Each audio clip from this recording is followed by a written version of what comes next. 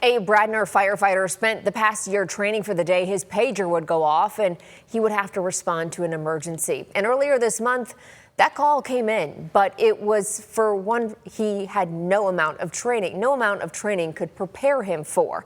Steve Iwanek shows us how this young first responder learned that sometimes the hardest person to help is someone you love. Kaylee Connor Beck is only 18 years old. He's a fourth-generation firefighter who says helping people is in his blood. But when that call came in on June 5th, he wasn't just carrying the weight of his gear to the scene.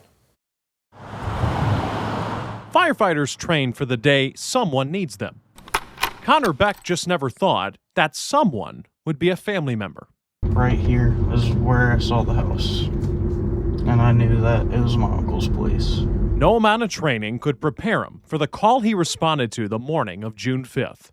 All I hear is Maple and Lightner across streets, and the house is fully engulfed. My grandparents live on Maple and Lightner, and then my uncle right across the street. The fourth-generation firefighter who joined the Bradner Fire Department less than a year ago was about to fight the toughest fire of his young career.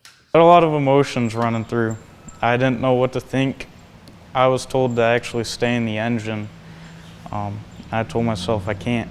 It's family. His uncle, Matthew Beck's home was destroyed. The same uncle who took Connor to ball games and stood beside him growing up. Everything's gone.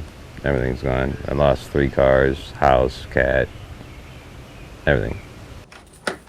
A stove fire, taking the pieces of a life he'd built there for 14 years. Yeah, this is kind of my bedroom lately. His shed is now a shelter. I do bounce back and forth from the Hilton Inn and living out in my shop a little bit. I'll sleep out here. He still has guitars, his dog Cinderblock, and a unique family heirloom. Grandfather's hip. I can't. That's what I wanted from the house. But what Matthew lost in things, he's found in people.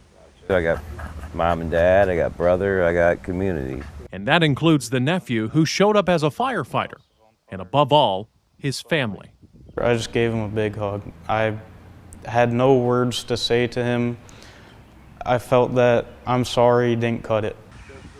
Flames can destroy a building, but amidst the ashes, it can reveal something you've had all along. Everything that's been happening to me is very overwhelming.